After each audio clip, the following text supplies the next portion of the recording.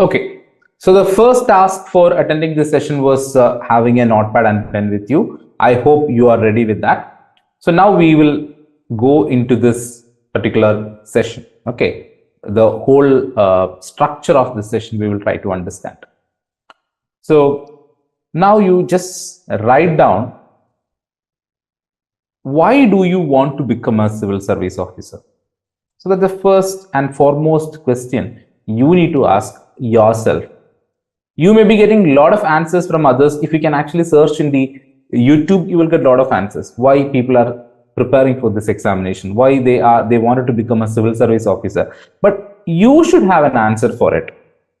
That is a must, because that will justify your preparation. That will enhance your preparation productivity. Okay, so please try to write down, why do you want to prepare for this examination? I'll give you 30 seconds to 1 minute time. Why do you want to prepare for this examination? In the meantime, I will be sharing the PPT also.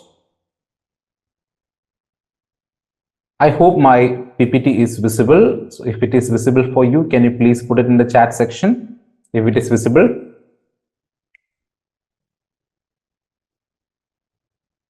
Yeah, thank you. Very good. So please try to be very active in this preparation process, in this whole webinar process. That is very, very, very important for you. And many of you have actually requested for a recorded session for this.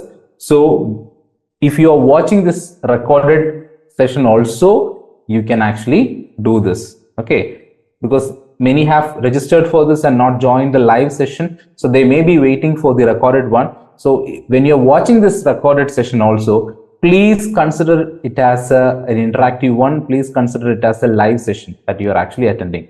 And please try to have that engagement. How you are attending a live session, you should have that engagement when you're actually watching this recording also. Okay, so I hope you have written the why part of it. It's the most prominent question. Okay, it is different for different people.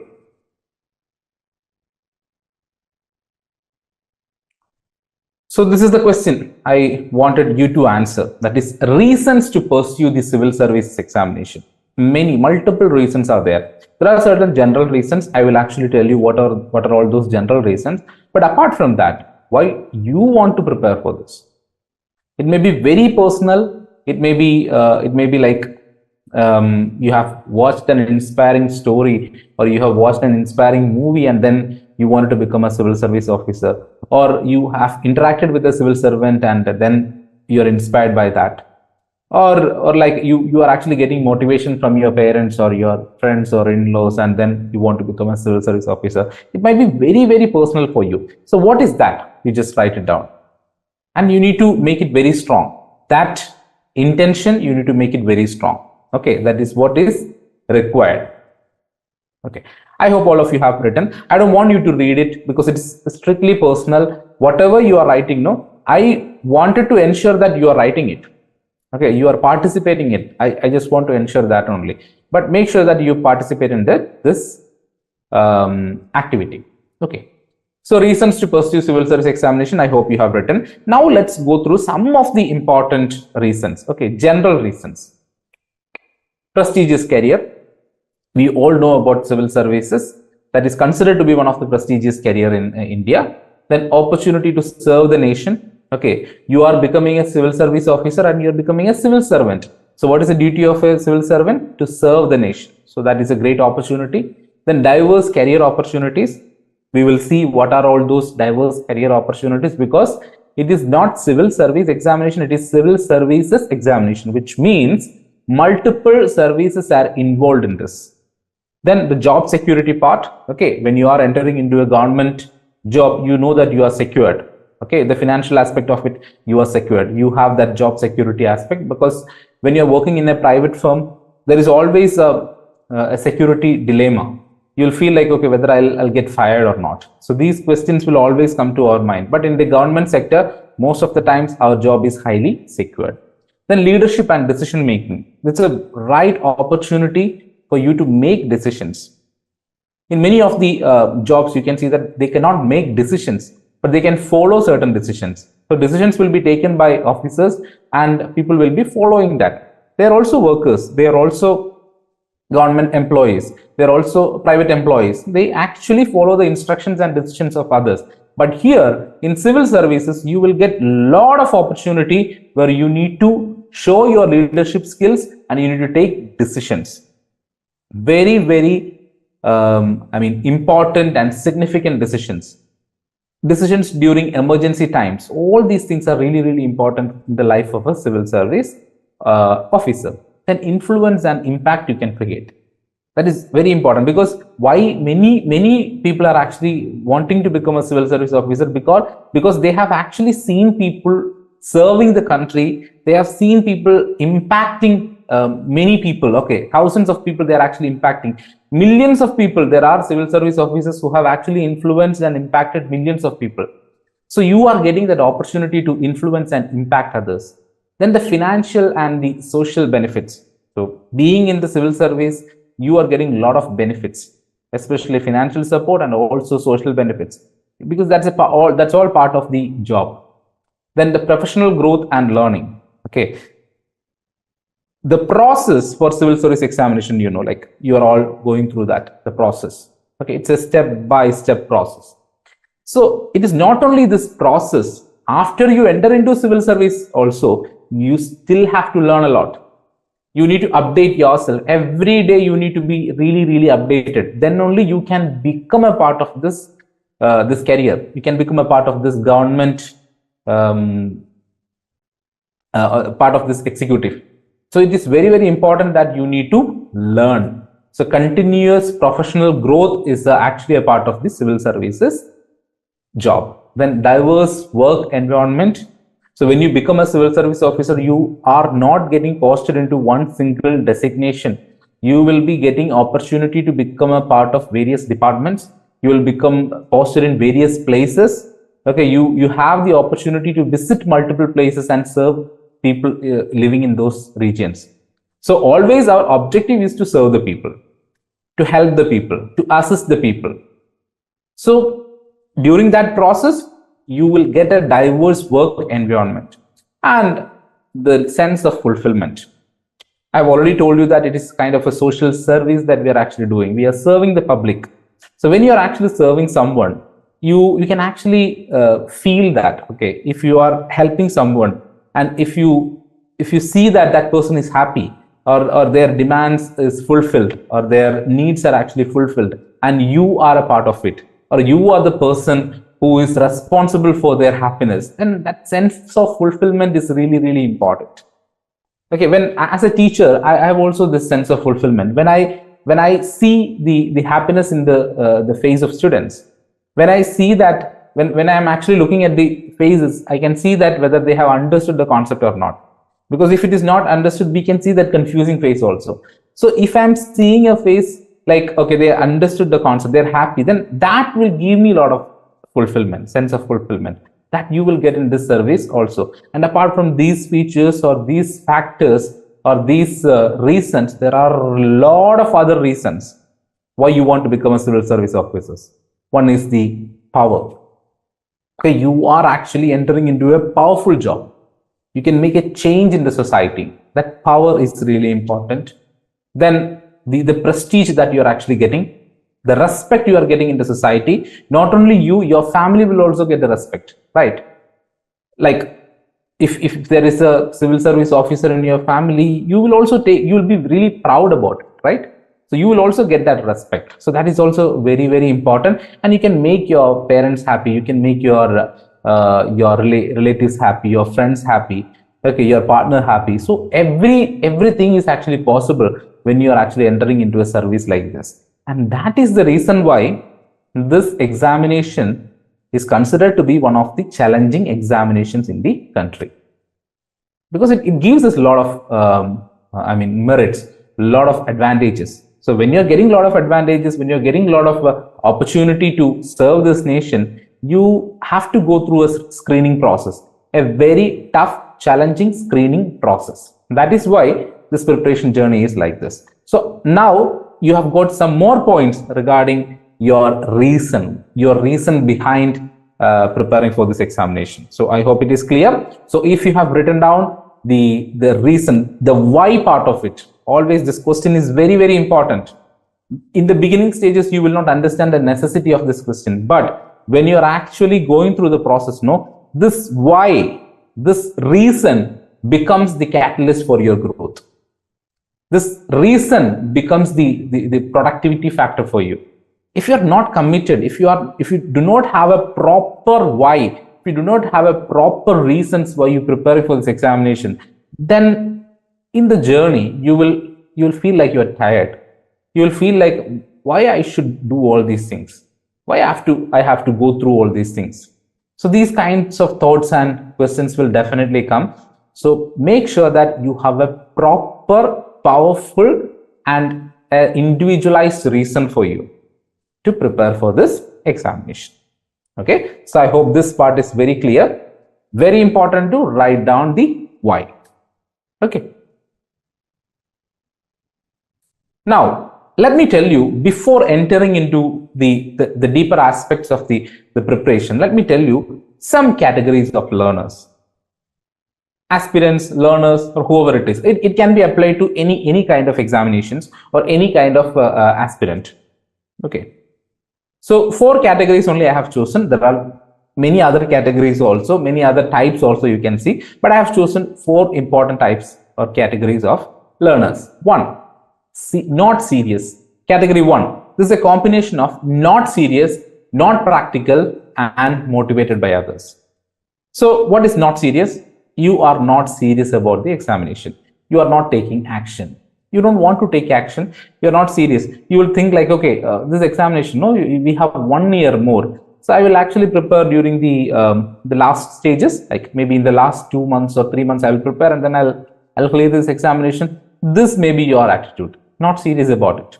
When your friends are actually studying, you will think like, okay, why they are actually wasting a lot of time? Why they're actually investing a lot of time in reading and writing all these things? It's a simple topic, I will be able to study it.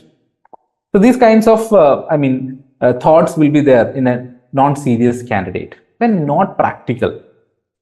So not serious and not practical also. What is the practical aspect, the pragmatic element here? Action. What is that action? Studying, reading, making a proper timetable for you, okay, making a proper strategy for you, understanding where is your weakness, understanding where is your strength, and where do you want to improve. All these things are actually part of the practical aspect. If you are practical, no, you will actually understand all these things. Where do you find the exam process very difficult for you, or which subject is actually difficult for you, or in a particular subject which area is actually difficult for you. You will understand all these things. Once you understand your weakness, no, it will be very easy for you to rectify that. If you don't understand that, then it will be really, really difficult and confusing. Okay, so one person is not serious and not practical and motivated by others. Gone. Okay, you cannot expect a rank holder from this category. Never ever expect a rank holder from this category, because first of all, they don't have motivation. Their self-motivation is not there. They are motivated by others. So it may be motivation from their parents, or it may be motivation from their friends, or whatever it is. They are actually gaining that motivation from others. But they are not serious and they are not practical also. No chance. Okay, getting into service. Second category, serious. Okay, so I'm serious about this examination. I think about this examination every time. I think about becoming a civil service officer and serving the country. Okay, so all these things is happening. Okay, I'll look at people, they are studying, and I will actually make my own plans for studies. I will think about it. I'm very serious about it, examination. Sometimes I will go like, okay, really crazy about actually studying. Serious, but not practical. Why? What do you mean by not serious and not practical? Because you are not making proper timetable for you. You are not understanding the proper strategy for the preparation. You may be reading everything under the sun. You may be getting an advice like, okay, you have to read everything under the sun. Then you will go and read everything under the sun. But that is not required. So you're not practical. You have a proper timetable. You should have a proper syllabus oriented study. So because this examination is having a syllabus, so your study should be based on that syllabus only. So If you are serious, but if you are not practical, this action is very important. This particular area is very important, action.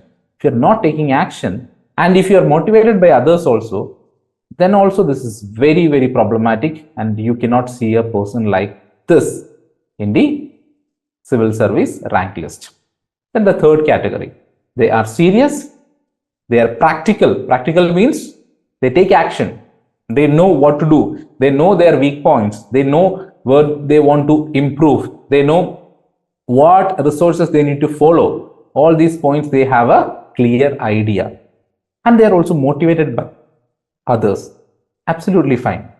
They have a lot of chances to enter into service because they are serious, they think about this, they actually trying to manifest this particular job for them, they have this thought process about this examination, they make their own perspectives, their own opinions regarding this examination, they make their timetable, they study properly, and they may be getting that motivation from their parents.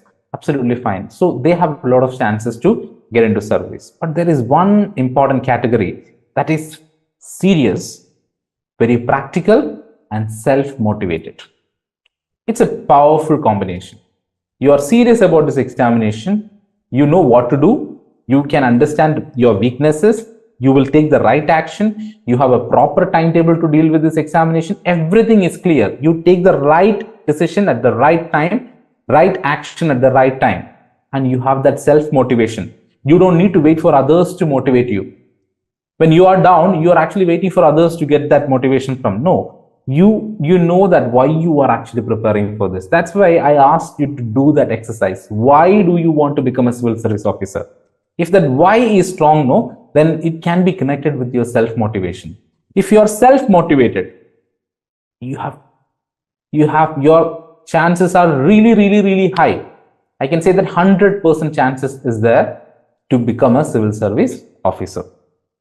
Okay, so these are the 4 important categories. So you are in the beginning stages, but just keep this in mind, should not be there in the first 2 categories. Taking action is very important. Simply thinking about becoming a civil service officer will not help you in the examination hall. In the examination hall, you need to write the answers. So you have to take that action. Practice test, taking practice test, going through proper note making, all these things only will help in the examination. Just simply thinking about the examination, it will not help. But you think about the examination, you take right action, and you be self-motivated, you have always the chances to be there in the civil services rank list. So I hope you have understood. So many other categories, types you can actually find in the civil services preparation journey. Okay, so this is the second part I wanted to discuss. If you feel like you belonging to any of these categories, try to change yourself. Like if you are in the first 2 categories, try to change yourself and make the changes you want to make or you should make, and be there in the 3rd category or in the 4th category. I wanted you to be there in the 4th category. You should be serious about it, you should be practical about this examination, and you should be self-motivated.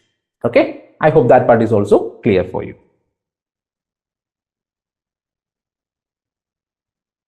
Yes, very important suggestion, that is set realistic goals. Very important, right? You should know your limitations. You should know your strength. Suppose, for example, I can actually explain that to you. Realistic goals. You want to study and you are making a timetable for 12 hours, and you don't have the habit, or usually you do not actually sit for 10 hours or 9 hours or something like that. Usually you will sit for 2 hours or 3 hours maximum. That is your energy. That is your routine. If you are setting a timetable like 12 hours, then that is not a realistic timetable at all. If you want to set a 12-hour timetable, no, you should gradually increase it. Like today, if it is 2 hours, follow that for 2 to 3 days. Then after that, make it 3 hours. Then after that, make it 3.5 hours. Like that, you can incrementally increase. So set realistic goals. Very good suggestion from the student. Okay, from the learner. Okay, now I just want to talk about the mindset. So you can just type in the chat section right now. Do you think having a really good mindset is important for this examination. What do you think about the mindset part of it? Do you think you should have a proper mindset for this? Do you think? What do you think about it? You can put it in the chat section. What is the relevance of having a positive or a proper mindset? It is good for our overall well-being. Really, really important. Okay. The point is like, we may be focusing on one particular examination and the career aspect, but our life is not only this career. Our life is not surrounding only on this career. It has a lot of other elements also. Your health is really important, right? Your your money frequency is very important. The financial aspects, your relationships is very important. Yeah, we should have a strong mindset and self-belief. Very, very important. Very good. So your health, your relationships, your financial aspects, all these things are needed, not only the career. So if you have a proper mindset, no, you will be able to have a kind of balance for all these areas. Let me tell you the health aspect, very important. If you have a lot of money, if you are in the right or the best position in the world, if you're not good at your health, no, then it will worry you. It will definitely help, worry you, or it will actually make you into trouble. But if you have a positive or a very proper mindset, positive mindset doesn't mean that you will have only positive things in the life. No, you will definitely have negative things, because we are living our life is like that only. There is ups and downs, ups and downs, ups and downs. This is how our life goes. If you have a positive thing, then definitely there will be negative side for it also, right? So whatever is good for you is not good for others. Whatever you think is actually perfect is not perfect for others.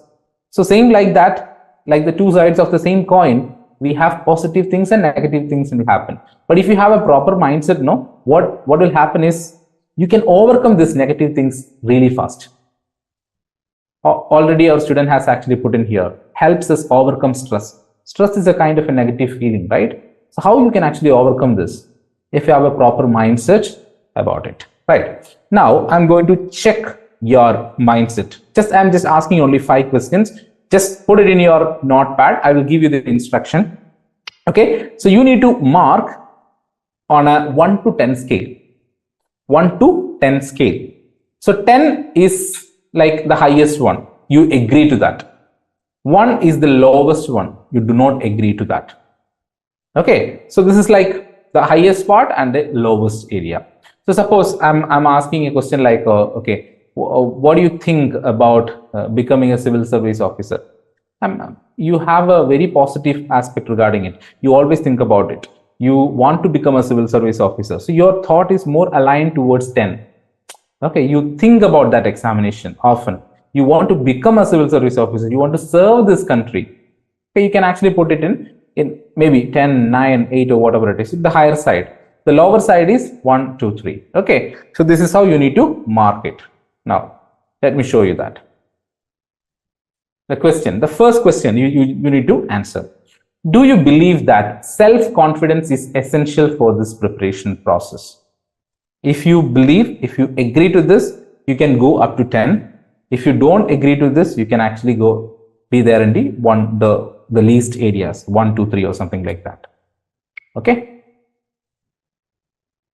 Do you believe that self-confidence is essential for this preparation process?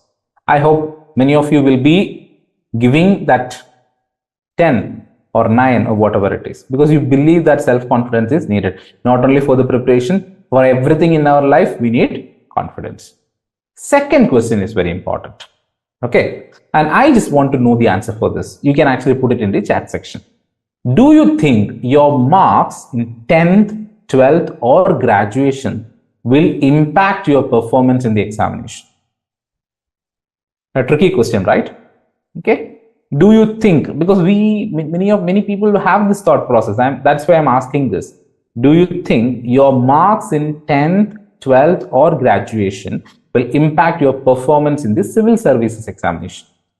What is your opinion? Let me see that. Okay. So strongly believe that. So one student is saying strongly believe, which means 8. And one student is saying 1, which means no, does not. Do not believe in that. Okay. Going to the next question. Can you envision yourself as a civil service officer in the future? If you can envision yourself as a civil service officer, you can actually mark on the higher side up to 10. If you cannot envision yourself as a civil service officer, you can actually mark in the lower side. Okay. I hope you are actually marking. You can put it in the chat section also. You mark it in the paper, and you can also put it in the chat section.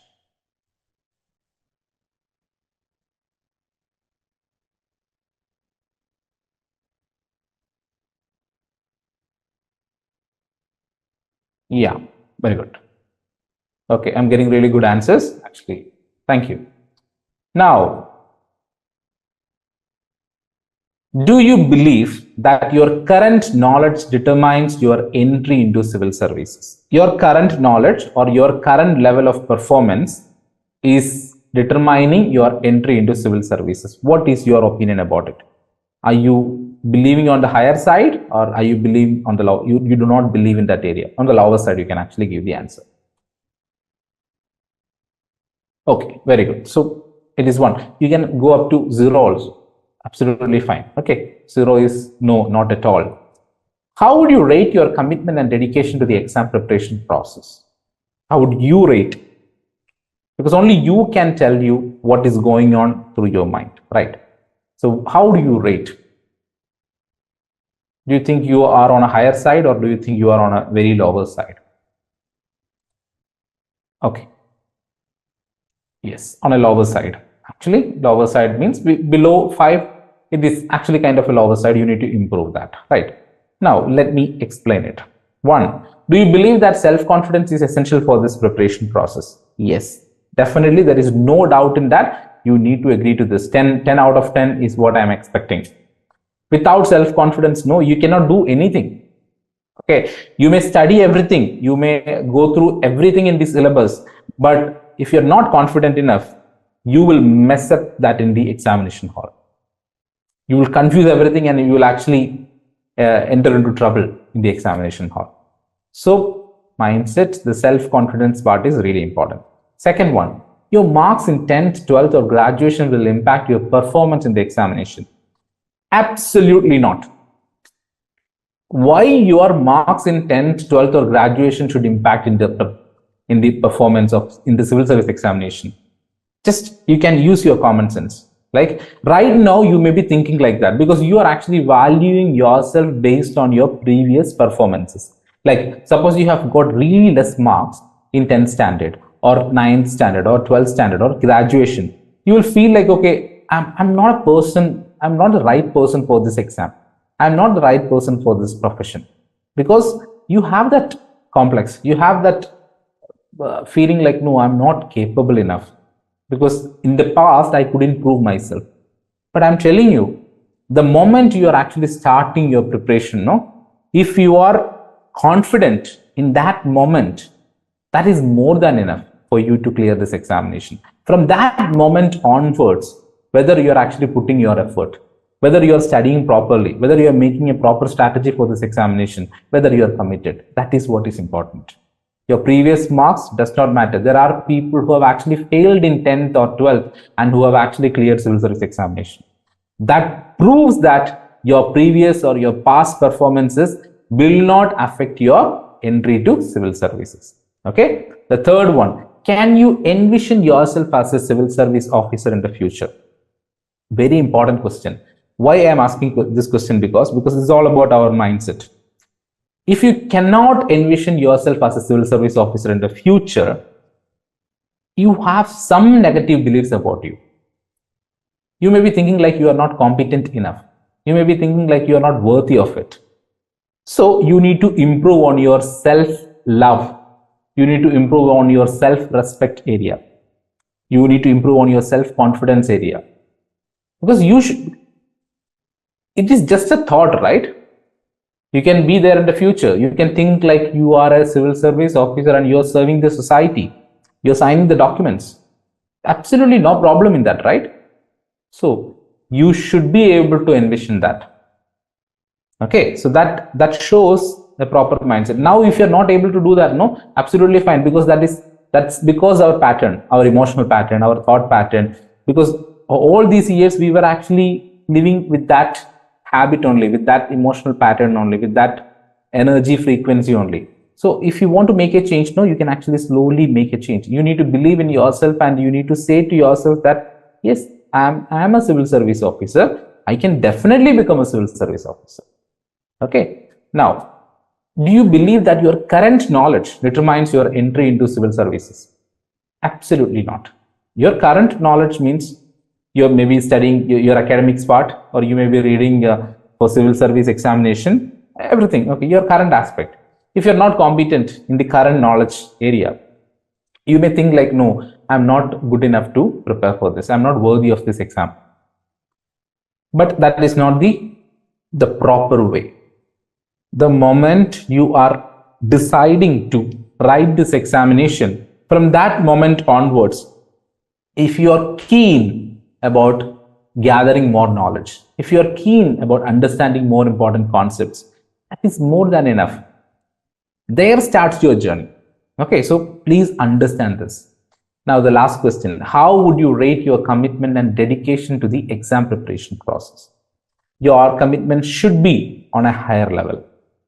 If it is on a lower level, no, it should be on a higher level, because that is very, very important. If you're not committed, if you're not sincere, if you're not dedicated, what will happen after a point of time? No, like you will feel like, okay, this is not the right thing for me. It's a boring experience for me. This is simply boring. I'm not able to understand things. I don't want to waste my time for this. You will have all these thought processes, and ultimately you will actually leave this, quit this. This is what going to happen. So you need to work on that area, your commitment, dedication. How can you prove that you are committed or not? Every day, small actions, small daily actions for your goal, for your dream job, will help you to improve your commitment. Commitment and dedication, it is always connected with consistency. If you're not consistent, no, you will actually lose your commitment and dedication after a long time. So make sure that every day you're doing something for your dream, because I know many of you are a part of academics. You are actually doing your graduation or post graduation, and you have your own academic side also to prepare for. So doing that also, if you can actually spend some time for your civil service journey, no, that is more than enough. That will give you more dedication and commitment for this examination process. Okay, so always have a proper mindset. I'm not saying a highly positive mindset, because we are all human beings. Positivity and negativity will definitely come, and there are more chances like we are into negative things. Like we may be thinking like, okay, I'm highly positive about everything, but when you're actually going to your friend's gang, or your actually family group, or your other gangs and all, when you're going there, they may be talking about something negative. They may be talking they may be jealous about some person.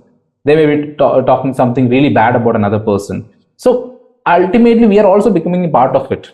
Your thoughts, you're also getting that thought, you're also getting that vibe. Okay, so negativity will definitely happen, but you should be able to overcome that. You should be able to come out of that negativity faster. For that, you need to have a positive mindset, and you need to have a proper mindset, a well structured, proper, highly motivated, confident mindset. Okay, that is very, very important.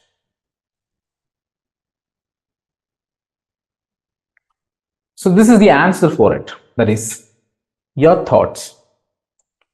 Your thoughts is very powerful. What do you think, or where you focus through your thoughts, your energy will go there. This is what will happen. I hope you might have heard about something called as law of attraction. So this person, Earl Nightingale, he was also a world-renowned person. He was a great trainer, a life coach, and he mentioned very clearly that you become what you think about. What you are constantly thinking about, you have all chances to become that person. Okay, so always watch your thoughts. If your thoughts are not good for you, question it. Consciously cancel it. It'll take some time. It is actually, you have to go through certain practices, then only you'll be able to do that. But please try to be aware about it, that this thought is not good for me at all. This thinking process is not good for me at all. So for law of attraction to work, if you are thinking about something, if you're thinking about your dream, if you want that to happen, there are 4 things very important. That is, it is actually called as FTBA. Feeling, F for feeling, T for thoughts. That is what we are talking about. Then B for beliefs. Then A for action. These 4 things should align with your goal, with your dream. Then only you'll be able to manifest that. So action is very important. Your right thoughts is very important. Your right belief system is very important, right? And you should be able to feel that also. Okay, how do you feel when you become a civil service officer, or just, okay, now I'm trying to set a context here. Just imagine that you have cleared civil services examination and you are waiting for you have cleared the process and you're waiting for the result. And today, now, present time, you are actually getting the result. You are actually going through the result. Okay, you are searching whether your name is there in the list or not. And you are finding your name in the top rank list. What is your feeling? What are the possible feelings that you will have? Can you please put it in the chat section? What are the possible feelings that you can actually experience that time? Feeling. I'm not talking about the thoughts or action or something like that. What is the feeling you will have?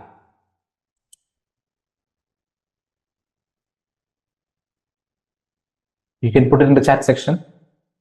Will you feel excited about it? Will you feel happy about it? Will you feel more confident about it?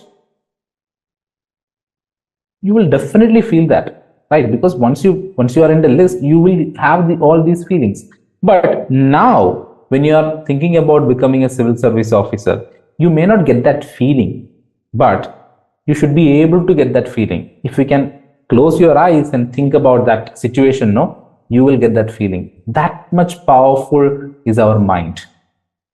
Our mind is so powerful that it can actually manifest anything for you. But you should have the right action, you should have the right thoughts, you should have the right belief system, and you should have the right feeling.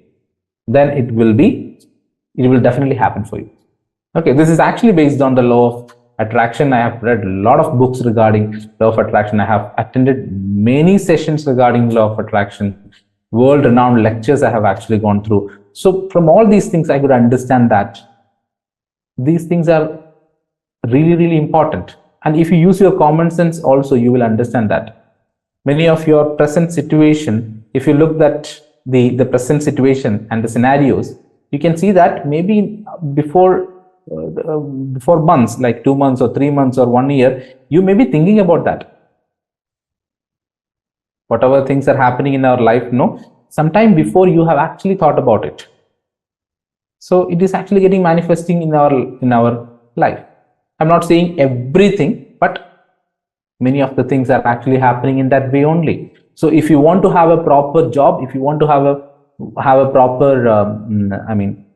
rank in the civil service examination, you should align your FTBA with your goals. That is feeling, thoughts, beliefs, and action. Okay, every day if you are consistent in taking action, then you will get that confidence. Okay, I'm doing something.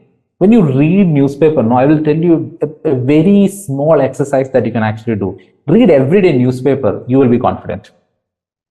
After reading 3 days, you will be really, really confident, because you know that you are taking action. You're doing the right thing for this examination. So that will definitely help you. Okay, I hope that is clear. So till now, are you able to follow me? Are you able to understand the things that I am actually discussing? Do you think it is worth?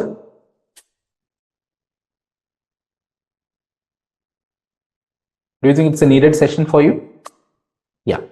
So we have discussed some important aspects regarding our thought process, our learning styles and everything. Okay, now let us move further. So this is a very important area because you have attended this session. So this is for people who are actually watching it in a recorded mode also. IPM IAS Academy has actually come up with the courses which are highly affordable. So that was one of our objective also, to make courses which are highly affordable for everyone. Okay, so as part of the affordability part, because you are actually attending this webinar, we are having an offer for you. That is, it's a UPSC Civil Service Examination Journey, a 1-year program, which is actually available at 12,000 rupees.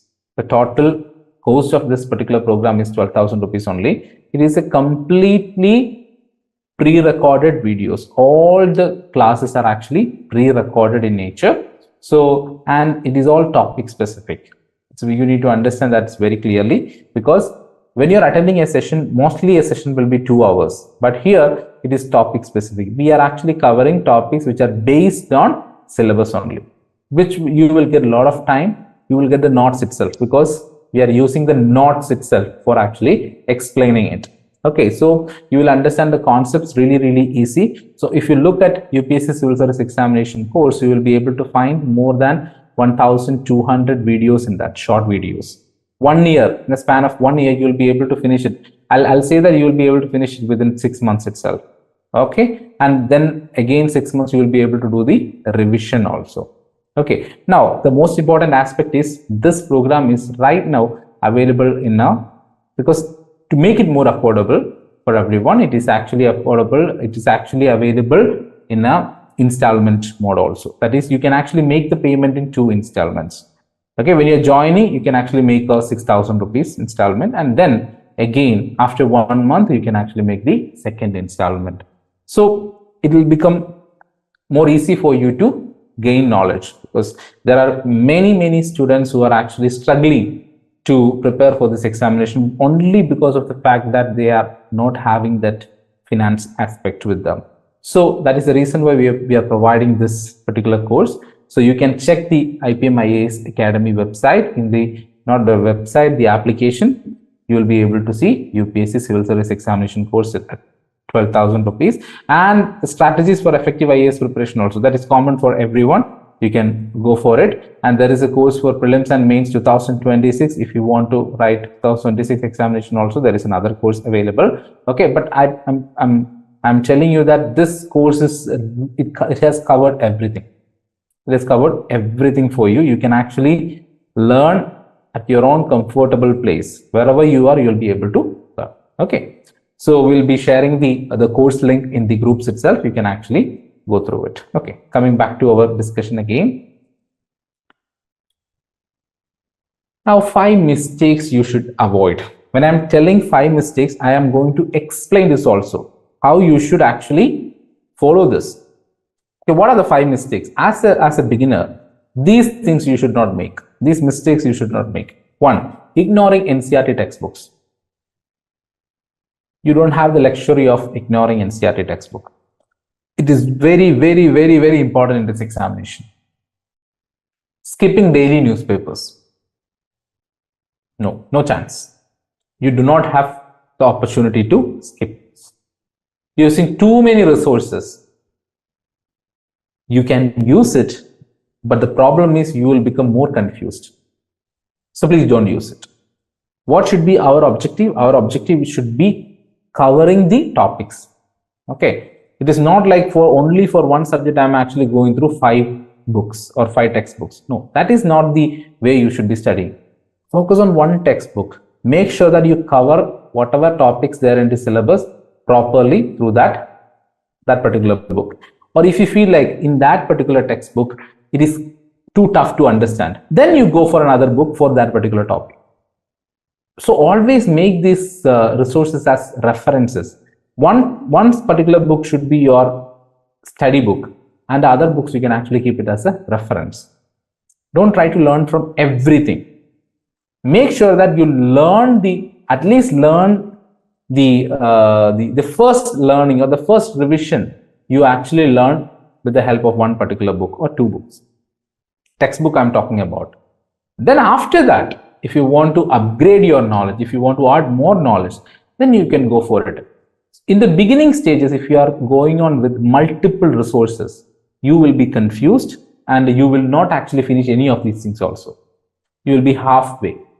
That is the problem which can actually create. That is using too many resources. Now comparing yourself with others. You might have done it a lot of times. Many times you might have done this. Comparing yourself with others. But did that give you any kind of positive result? When you are comparing yourself with others, did that give you any positive result till now in your life? So the same thing is going to happen for this examination also. This is your own journey. Nobody is going to help you in this civil service examination hall. You have to write the examination. You have to make your own opinions. You have to make your own judgments while you are actually writing this. Nobody can help you. So in that way, why you should compare yourself with others? What is the need of it? When you are comparing yourself, what is the main thing that can actually happen? Okay, that person has actually studied little more. I'm lagging behind. So what is the feeling? Is it a positive feeling that you will have? No, definitely you'll going to have a negative feeling. That is guilty. If you're guilty about something, just imagine, just understand from your life itself. If you're guilty about something, do you think you will get peace of mind? Do you think you will be able to focus on something? No. So please don't make this mistake. Don't compare yourself with others. Make sure that you compare your performance with your own previous performance, past performance. What is the updation that happened? What is the change, progress that I have made? That should be your focus. Not comparing with another person, because all of us have different learning style. One person may be coming from a science background. One person may be coming from a social science background. One person may be coming from a commerce background. Then how can you compare with another person then? So, because you're all actually standing in different levels. How can you compare yourself? You need to upgrade your level. Suppose if you're coming from science background, you need to work on the social science background and upgrade your level. Suppose if you're coming from the social science background, you need to work on the science background and upgrade your level. Then what is the point of actually comparing here? So please don't do that. Avoiding practice test. People, students, aspirants, their main thing is like gathering more knowledge. They want to gather a lot of information. They read multiple textbooks. They will actually go for, taking books from their friends, going to library and take books. They'll be reading, writing, studying. That is not enough. This is an examination. Your knowledge is getting tested, but your knowledge is actually tested in a 2-hour time period, in a specific place, in a proper strategic manner. What is that manner? They have a proper question paper for you that is actually framed in a proper manner. It is, if you can understand that way in which how they have actually framed the question paper, you will be able to crack the code for the answer also, right? So if you are not looking at practice test, then you will not get this knack, this trick. You will not get it. So make sure that if you have only covered only 60% of the syllabus, do practice test. If you have covered 100% of the test, 100% of the syllabus, and you are not taking practice test, then your preparation is meaningless. Actually, I'll definitely tell you your preparation is meaningless. But if you're able to prepare only for able to cover only 80% of the syllabus, and you are taking properly the practice test, your preparation is effective. But I'm not telling that you have to do that. I'm telling you cover 100% of the syllabus and then take practice test. That is the best way to do that, because you can understand your weakness. You can understand where you are actually lagging behind. You can then work on it. You can understand, like, there are simple questions which are actually coming in the prelims question papers where they use which among the following is not correct. We may not be seeing that not because we are careless. When you are reading that particular question, we are careless, so we didn't identify that not. Their question is not correct. You may be identifying the correct things. So you will make these mistakes, right? So please don't do that. Avoiding practice tests is actually very, very problematic in a civil service preparation journey. So please take test. Now let us understand each and every one in detail now. Okay. How to read the newspaper. Okay. You should not skip this. So how to read the newspaper. You don't need to read every article in the newspaper. You know about it. But the problem is you are confused what to read. I know that I don't need to read everything, but I'm confused what to read. Then ultimately what will happen? You will not read anything. Okay, so instead of that, focus on specific articles connected to the UPSC syllabus. Very, very, very, very important. Connected with the UPSC syllabus. So the first activity for you today is, if you have not yet done till now, first activity, UPSC syllabus. Download the UPSC syllabus, or if you are able to write down the entire syllabus, that is the best thing I can actually tell you, and paste it in a place where you're actually studying. Every day when you are actually going through something, you should be able to read it. At least 2 to 3 minutes you can spend and just go through the syllabus. Once you have an upper hand over the syllabus, you will be able to quickly identify the things, the news, the articles which are relevant for you. So that is the activity for you. You have to do it today if you have not yet done. Write down the syllabus, the entire syllabus for the examination, preliminary examination and main examination. Write down the syllabus and paste it in a place where you can actually see every day. Okay. So once you familiarize with the syllabus, it will be easy for you to understand or identify the important news. By familiarizing yourself with the syllabus, you will know which article to read. So what is the first process in reading newspaper? Familiarize yourself with the syllabus. When you look at today's newspaper, you will find hundreds of articles that provide information but may not be directly useful for your exam preparation. When you're reading, you may think like, okay, this is important, but it is not. Okay, so how do you identify that? Only through syllabus. Now focus on identifying at least 15 articles that are relevant to the civil service examination aligned with the syllabus. That is the task. Soon after finishing this webinar, I'll be giving you time also. Soon after finishing this webinar, your important job is take today's newspaper and identify 15 articles which are relevant for civil service examination, which you think is relevant for civil service examination. Identify that. I'm not telling you to read everything, the whole article and all. Identify the articles. Okay. Then that is the first step you can actually do. Tomorrow also identify the articles. And then day after tomorrow, identify the articles and read some aspects of it. 1 or 2 news you can read. Then after 2 days, try to read 4 or 5 articles. Like that, improve the number. Improve your consistency. So what is important? I've already told you, if you want to stay committed and stay dedicated, the most important aspect is consistency. Every day, if you can do a little bit for your goals, then that is more than enough to stay committed. Okay, so please do this. Reading newspaper is a must do activity for every civil service aspirant. Please don't neglect it. Whoever actually advises you saying that, okay, reading newspaper is not necessary, you can actually follow only the magazines, please don't believe that. Okay, read newspaper and use magazine as a revision. That will definitely help you. All this information in detail and with tools I have actually explained in my textbook, that is Get Set Go for IAS, a blueprint for effective preparation. You can actually go through it and you can actually learn everything. It has all the tools, it has all the techniques also explained. Now,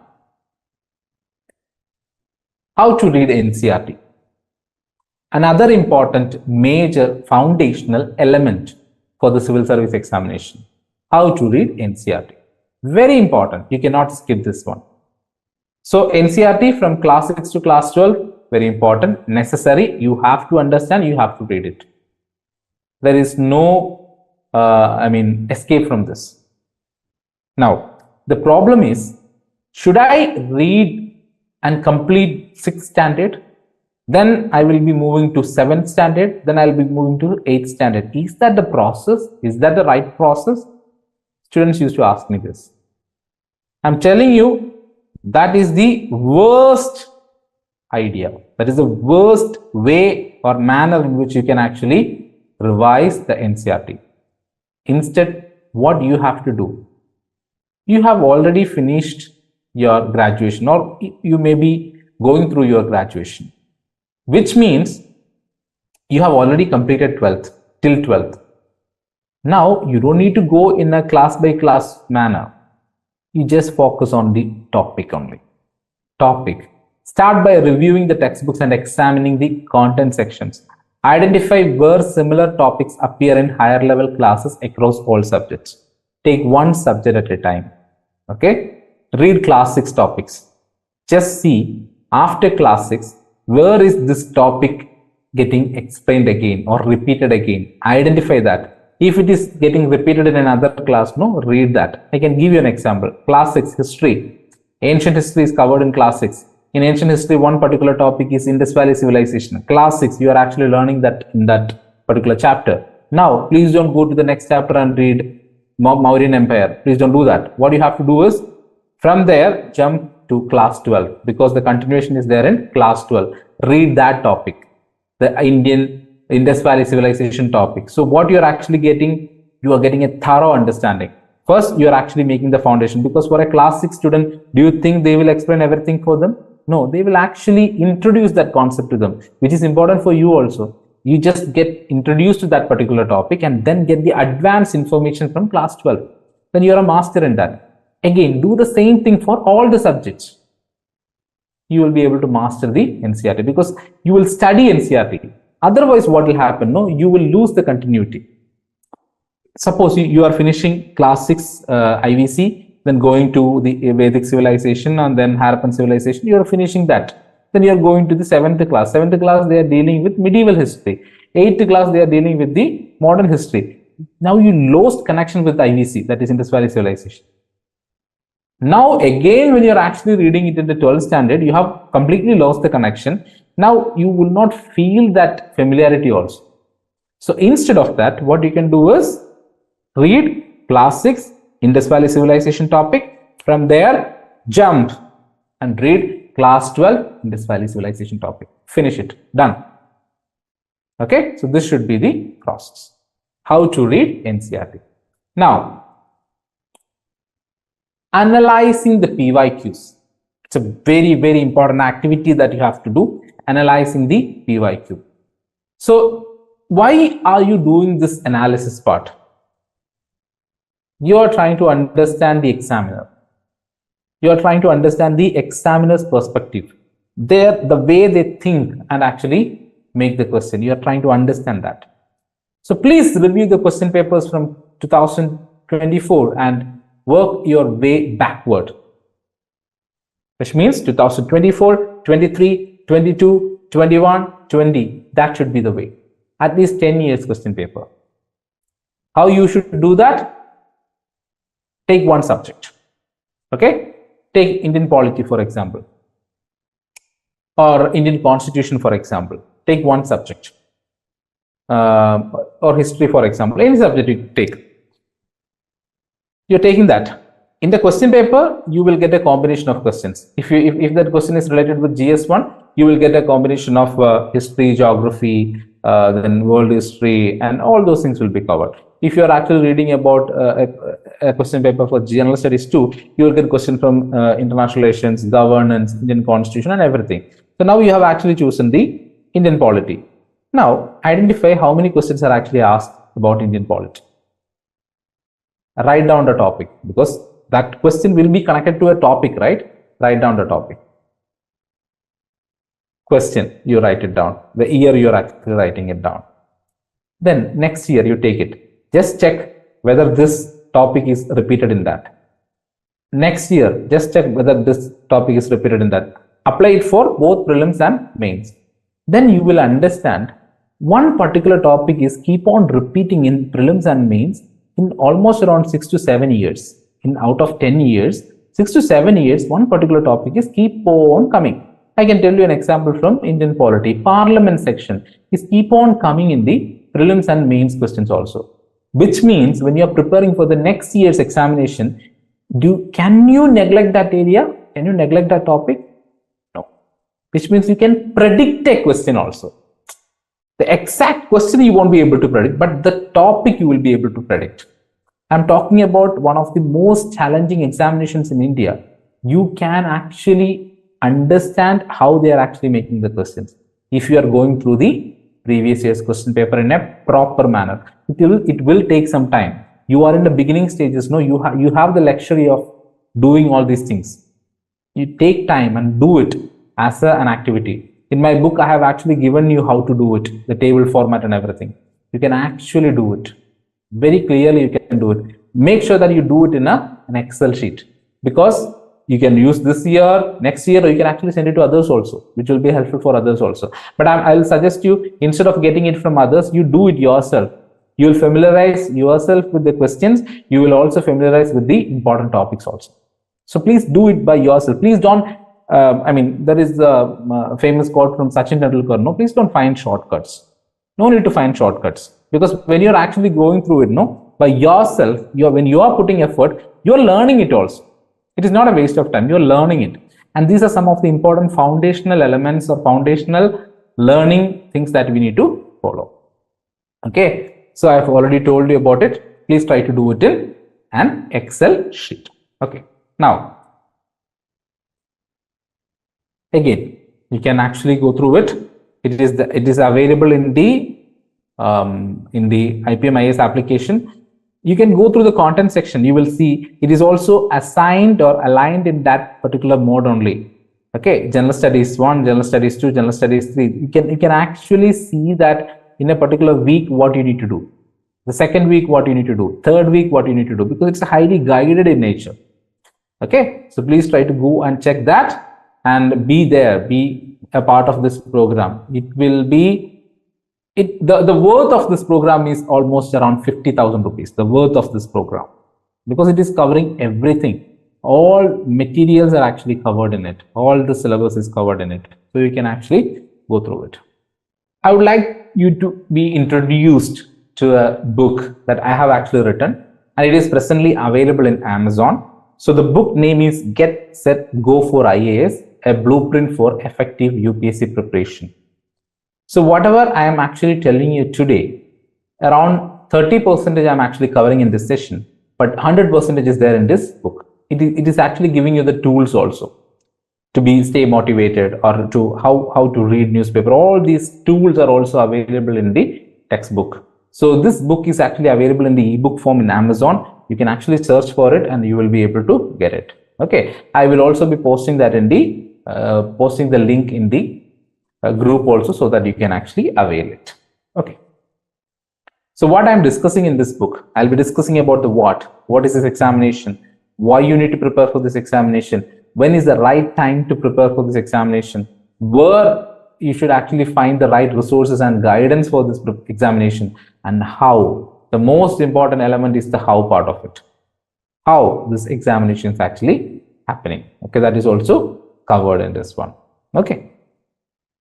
Now, coming to give you more clarity regarding UPSC Civil Services examination, I'm telling you again, I'm not going into the knowledge part of it. I'm just trying to introduce this to you. Okay, I'll be trying to finish this area a little faster. Okay, because today's session is more about activity. So that's why I'll be going little faster in this particular area. That is, you know about Civil Service examination. It is one of the most prestigious and competitive examinations in the country, and why it is actually called as Civil Services examination. It's a very important question. So Civil Services, so which means it's not only one or two services, it is actually a group of services. That is why you will be able to see Indian Administrative Service, Indian Foreign Service, Indian Police Service, Indian Audit and Account Service, Indian Civil Account Service, Indian Corporate Law Service, Indian Defense Account Service, Indian Defense Estate Service, Indian Information Service, Postal Service, T&T Accounts and Finance Service, Indian Railway Protection Force Service, then Indian Revenue Service, Income Tax, then Indian Trade Service, Armed Forces, Headquarters, Civil Service, like that, then Union Territory based services also. So many services are actually involved in this or included in this. Based on your rank, you will get the allotment. Okay, so second one. Third one is about the Labasana. You will be able to see Labasana here. That's the place where your training is actually conducted. The initial training is actually conducted. Okay, now, are you eligible to write the examination? Please do find out this. Okay, this is an activity for you because all of us are belonging to a particular age limit. All of us should know about whether you are eligible to write this examination. So just go through the eligibility criteria of this examination. Okay, that is your task, your assignments. You have to do it. Now, how many stages are there in this examination? Very important. This is also very familiar for all of you. That means 3 important stages are there. One is the preliminary examination, main examination, and the interview or the personality test. So it's clearly defined here. Preliminary examination, it is a completely objective type paper. Okay. Then the main examination, it is completely written, and main examination also includes the interview, that is the personality test. Based on this only your allotment will be decided. Preliminary examination is actually a screening process for you. It's the initial screening process for you. Preliminary examination. Preliminary examination mark is not determining your entry into civil service rank. Your entry into civil services rank is actually determined by the marks you're actually getting in the main examination, that is the descriptive examination, and combining it with the interview marks. It actually gives your entry into civil services rank list. Now, what is this preliminary examination? It is actually 2 papers are there in preliminary examination. One is General Studies 1 and General Studies 2. General Studies 1 is more about general knowledge, the various subjects like history, polity, economics, international relations, all these things are actually discussed here. And General Studies 2 is mainly about the aptitude, that is civil services aptitude test. It is known as civil services aptitude test. If the total marks is 400, I will show you a detailed picture for that. Here you can see that the first paper, that is General Study 1 paper, 100 questions will be there and 200 marks. 2 hours you will get. The second paper, that is General Studies 2 paper, that is CSAT paper. It is also objective. So you know about what is an objective question. You will have a question and you will be having 4 options. Out of that 4 options, you need to find the solution. Okay. But General Studies 2 will be having 80 questions and you should be getting 200 marks. The total marks is 200 and you should be getting minimum 33% mark, because the second paper, that is CSAT paper, Civil Services Aptitude Test, which includes English comprehension, mathematical aptitude, logical reasoning, and all these things, it is actually a paper that is qualifying in nature. So minimum you need to get 33% mark in this one. Okay. Now, about the main examination. So once you clear the prelims examination, you will get entry to main examination. Almost around 9 papers are there. The first paper is a compulsory Indian language paper. So whatever Indian language you are actually comfortable with, you will be able to write it in that. Then English is must. They will check your English ability, English comprehension and all those things. Then essay, a general essay paper is also there, which actually talks about the social issues here and the recent things that are actually happening. Okay, so it's to check your writing style. Okay, that is the essay. Then the most importantly, that is the General Studies 1 paper, General Studies 2 paper, 3 paper, 4 paper, and optional paper. Okay, very important, because all the general knowledge subjects, that is history, geography, polity, science and technology, current affairs, all these things are actually coming on the base in this General Studies papers only. Let's see what are all these General Studies papers. 1. General Studies 1 paper is actually dealing with Indian heritage and culture, history, geography of the world, society, etc. Now, General Studies 2 is mainly connected with governance, mainly the administrative aspects, the governance, the constitution, the polity, the social justice, international relations. So that is actually constituting the General Studies 2 paper. General Studies 3 paper is mainly connected with the technology, science and technology. then economic development, that is economy, Indian economy, then biodiversity, environment, security and disaster management, etc. General Studies 4 paper is actually talking about the ethics, integrity, aptitude, etc. Because once you become a civil service officer, you need to follow certain ethics. Okay, you need to be sincere, you need to be committed, you should not be a corrupt person, right? So all these points and all these things you are actually learning in the preparation process itself, in the examination process or in the journey itself, you're actually understanding this. That is why they have included that as a paper itself, that is General Studies 4 paper, ethics, integrity and aptitude. Now, coming to a mains question, because when you read a mains question, you will be able to understand it belongs to which particular paper. Okay, the first question, why did the armies of the British East India Company, mostly comprising of Indian soldiers?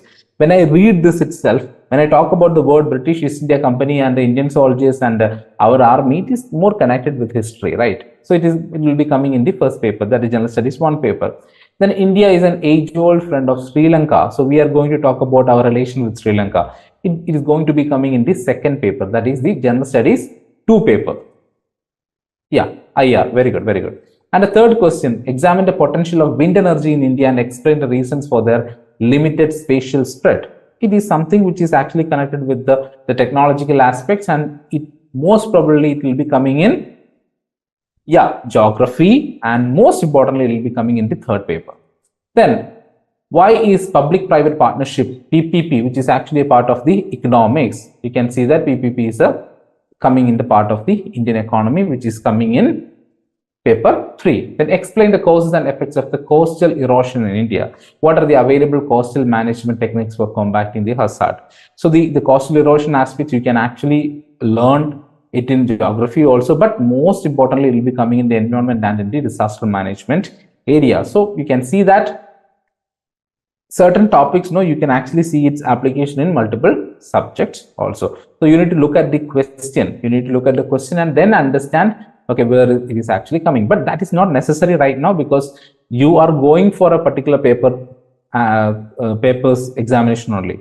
Okay, on one day you'll be having General Studies 1 paper.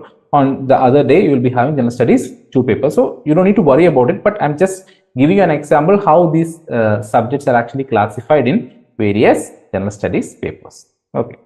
Now, then I've already told about the optional paper. After General Studies paper, the most important aspect is the optional paper. So all these subjects are actually part of optional paper. You can choose any one subject. Okay, suppose if you are choosing agriculture, then agriculture, they will make it as 2 optional papers. You're choosing only one subject, but they will actually make it as 2 optional. Already it is made, already the syllabus is available in the UPSC website also for all these subjects. All these subjects and language literatures, our syllabus is already made. So based on that, based on your interest, you should be able to choose the optional paper. So I've actually mentioned a term that is based on your interest. Very important. You may be getting a lot of advices regarding you have to choose this particular optional. You have to choose this optional because it's a highly scoring subject. You have to choose that. You may get actually guidance like that. But if you're choosing that, if you're not interested in that particular subject, what will happen? Ultimately, you will be fed up of it. And after a point of time, you will feel like, okay, this was not the right optional for me. I'm not going to score really good marks in this examination. That is ultimately going to affect your preparation for the general studies subjects also. Okay, so make sure that it can be a scoring subject, but make sure that you have that interest in actually studying that subject. If you have a proper interest in a particular subject, then you can fetch marks. No problem in that, because you will study that in that manner only. You are passionately study that concept, so you can actually fetch more marks in that. Okay, so these are some of the subjects which are actually including in the optional paper. Okay, one of the major challenge in this preparation journey is getting the right resources. Okay, you will get a lot of resources. There is no doubt in that. You will get a lot of resources, but right resources is really important. And if you have many resources for a particular topic, then that is also problematic. You should be able to understand the topic first, and then you go for updating your knowledge. Absolutely fine, but make sure that you understand the concept clearly. Then you, for updations, you can actually choose other resources. Absolutely fine. Okay, so here I'm the academic head at IPM IAS Academy. So here we are offering a program which is this UPSC Civil Services Examination, and it is one of the most affordable course in India. And we would like to give 10 times the value that the money that you're actually giving us. You would like to give that 10 times value. And according to your study techniques, according to your time frame, according to your convenience, you will be able to study these concepts very clearly. In a slow and steady manner, you will be able to study. Let me show you the screenshot of how these classes will go. So we will be having free sessions. Okay, we will be having exactly study plans for you. In each study plan, that means it is actually coming in weeks, and each week you will be having study topics. And here in the economic part, you will be able to see the contents. You will be able to see how the contents are actually given. It is not a 1 hour or a 2 hour lecture. It is very topic specific. So you can actually understand the topic really, really well. So let me show you the content here. So these are some of the courses available. So here you can see a lot of courses which are of high value, that is prelims 2026 course. Some of the students are already there, so you don't need to worry about this particular course also, because this course is already included in the 2026 course. Okay, but this course is really, really crucial, that is the UPSC Civil Service Examination. And I will tell you the content section. Once you are going to the content sections, you can see there are free sessions. First free sessions is for you to watch, okay, whether this is the right thing for me, whether they have the quality or not, whether they are providing good quality materials or not, or their teaching skill is really good or not. You can actually check through this free session. It is already available there. Now we have the strategies, because as a beginner you need to have a strategy. So now I was telling to you about the strategy for selecting the right optional, but here this is for the entire examination. So how the exam, understanding the exam in detail, understanding the syllabus, importance of positive mindset, setting goals, understanding foundation, how to read NCERT, how to read newspaper, how to manage your time, understanding general studies subjects, that means decoding the subjects, then overcoming the exam fear, understanding PYQs, and then the most important aspect, how to learn that part, that is the learning skill development. Then another important area is the study plan. Okay, so you can see that more than 800 videos are there in the study plan. So we always start our study plans or our studies from the foundation itself. So if you look at week 1, what all things you need to study? First, you need to set your goal and set your mindset. That is the most important or the prominent thing that you need to do. So these are some of the lectures there. Set your goals, mindfulness, self-regulation, learning skill. So once you go through it, you are set. Okay, your mindset is clear regarding how to prepare for this.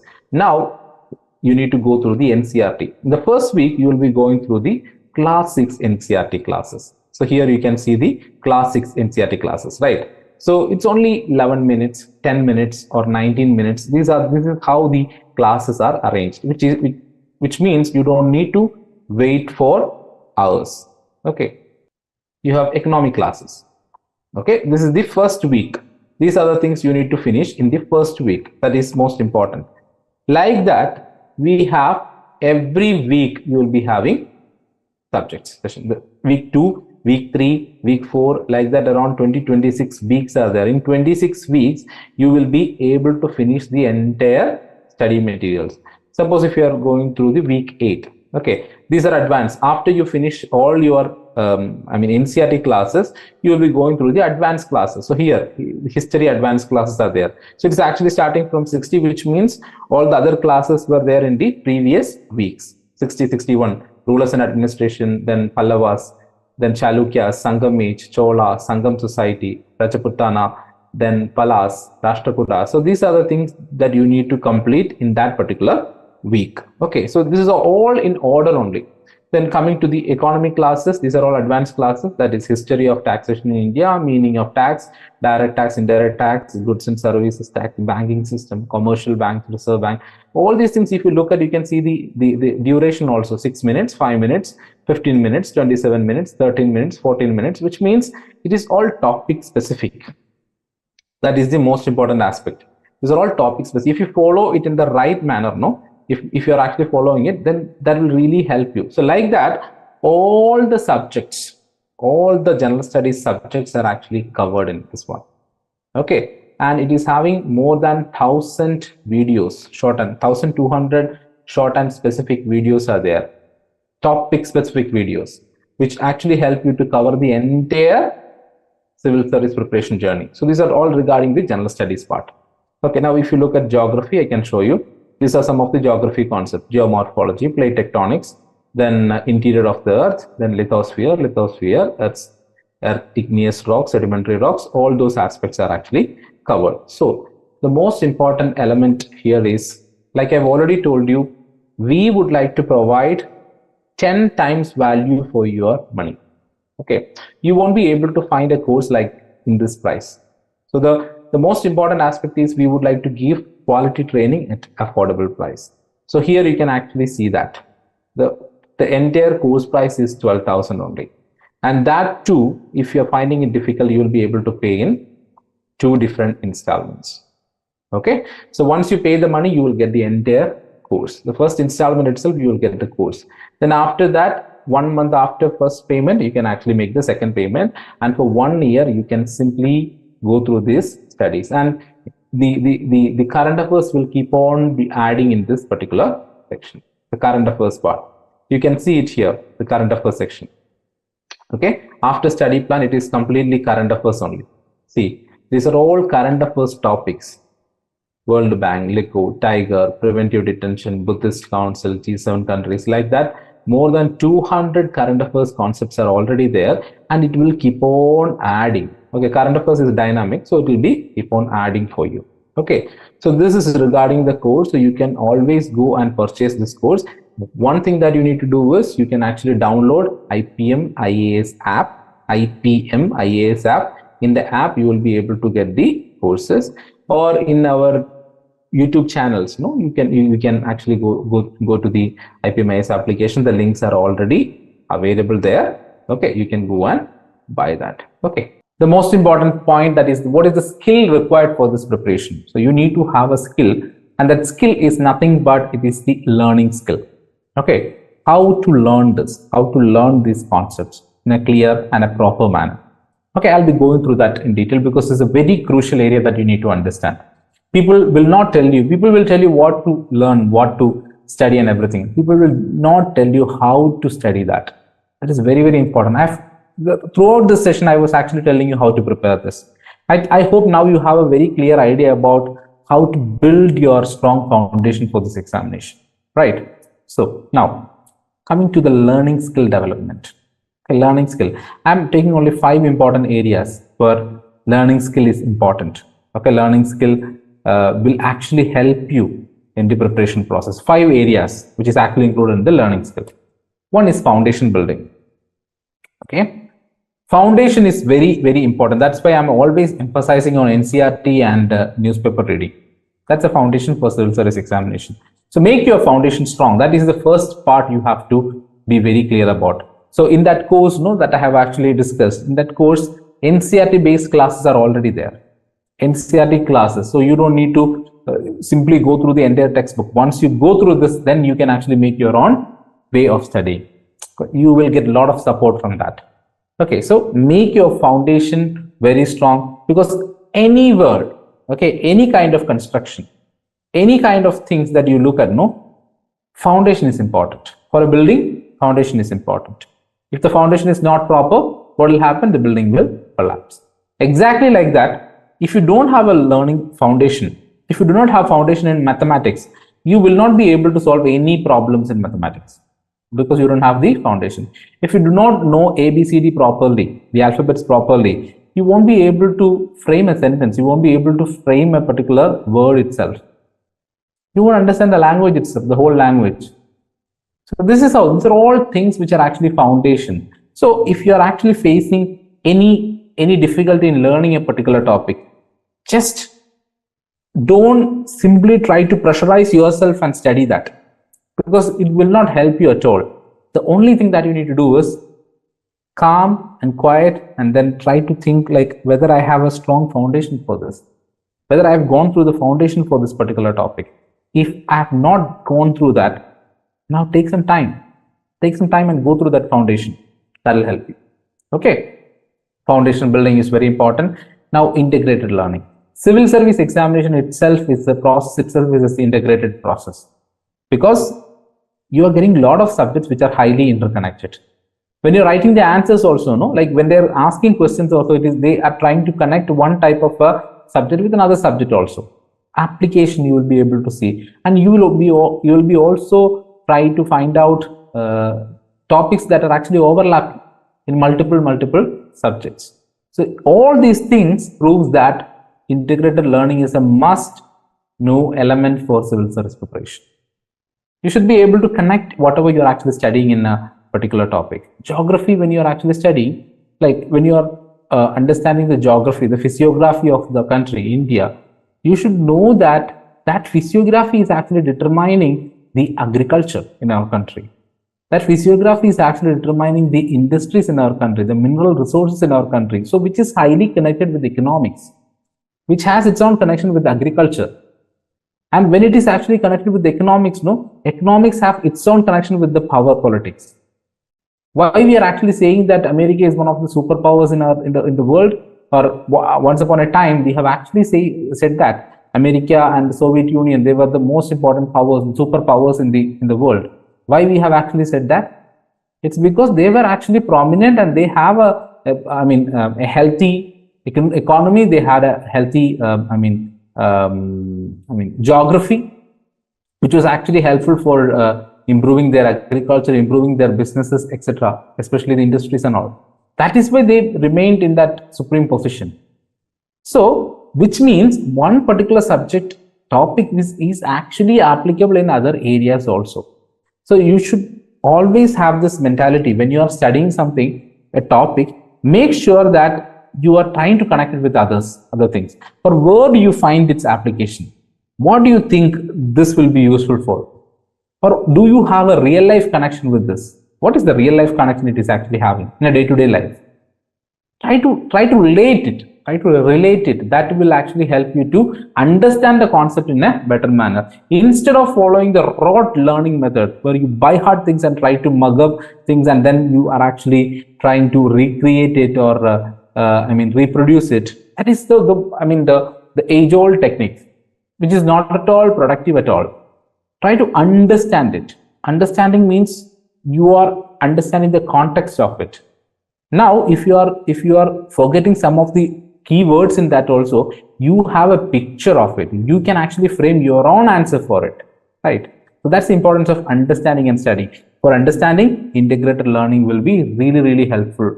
So I have actually did an exclusive video on integrated learning in the course itself. You can actually go and check that. Then memory enhancement, very important. People used to complain that they don't have memory, they don't memorize things and all. But actually it's absolutely wrong. Why? Because when you are actually going through a movie, or when you're watching a movie or a series, you're able to recollect all the information from that movie and the series. Why is it so? So, which means your memory does not have any problem at all. It is the way in which you are actually collecting that information, the way in which you are actually associating that information that you study. So always the memory works in two important ways. One is association and one is actually repetition. So first thing, when you're actually trying to grasp something, the first thing is like you are associating it with the already existing knowledge that you have. If you're trying to learn about the current GDP rate of India, then you are actually trying to connect with GDP that you have already learned and the previous GDP that you have, because already there is a picture, already there is a platform you have related to GDP in your brain, in your memory, and this new information you are trying and associating with the already existing information in your brain or in your memory. That's it. Now, How do you retain it? The best way to retain it is try to go and revisit the content again and again. That is known as revision. Okay, so the memory works in these ways, through association and through repetition. That is the revision. So make sure that you do this thing. Then your memory will be really, really strong. So when you're doing rote learning, this memory will not work. You are trying to pressurize your memory. You are trying to pressurize your brain to recollect that, but you are not creating any kind of connection at all. You are not trying to associate that with anything because you are not understanding it. You are simply reading and trying to recollect it. That will not work. Okay, so memory enhancement is very important, and there are various techniques for memory enhancement. Mnemonics is one type of a technique. Then the memory palace is another important type of a technique. The number mnemonics is another important technique. The alphabet imaging is another important technique. So there are various techniques in which you can actually remember certain things. Okay, I've covered those things also in the courses, because in the course you will see all these things. It is not only the content that you're actually getting. You will get the learning skill developments. You will be getting the foundation requirements. You will be getting the NCERT content. You will also get the psychological well-being sessions and their advices and the most important ways. And you will also get the strategies, the best strategies, whatever I'm mentioning it today, no, the 30% or the 40% of the 100%, I've already covered it in that course itself. Okay, you will get a lot of information from that. Once you make that strategies, only you are going and entering into the course. Okay, that is the importance of that particular course. Now, understanding the overview, very, very important. Overview is really, really crucial. Okay, overview is like anything that you're actually trying to study, any subject you're studying, try to make that overview of that subject first. So overview is like you are connecting with that particular topic. It may be a new topic, it may be a new subject for you. So how can you connect it? Try to understand an overall picture of that topic. Then you'll be able to connect it easily. Okay, that is the importance of overview. So always when you're actually going through, suppose you are coming from a science background and you're trying to learn something in history, and if you're not familiar with it all, try to get the whole picture of it.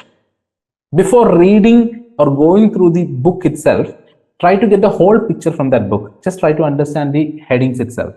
Or you can discuss with your friends, or you can depend on our videos. Okay,